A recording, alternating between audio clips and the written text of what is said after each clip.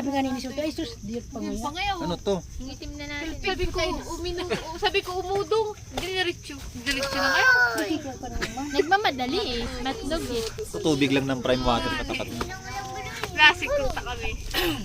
Second na kita nakaabot subik. Ay, kanaka naman digawo. Masahin ka man. Ay, paano mo? Nay, panindo oras. Kaya maski nanong ingat mo kung oras mo na. Tulog ka na. Maski rin ko ng mga tao. Pagal. Sunod mo ng kuya.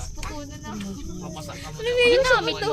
Itong gagamitin natin mamaya. May iba tayong gagamitin. Hindi ba gamahin ko do? Tayong dalawa.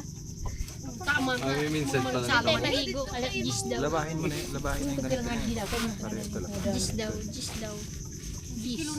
Anong Diyos? Ang bayad sa pagkarigos. Maligo? 10 piso? Oo, zero na niyang bayan. Mas May- kaya parking. Ang mahal naman. May bata ba sila? Ang utot ko nga may bayad eh. Tama ko. Grabe, Mike. Tumutol lang. Saan ka po sa posting?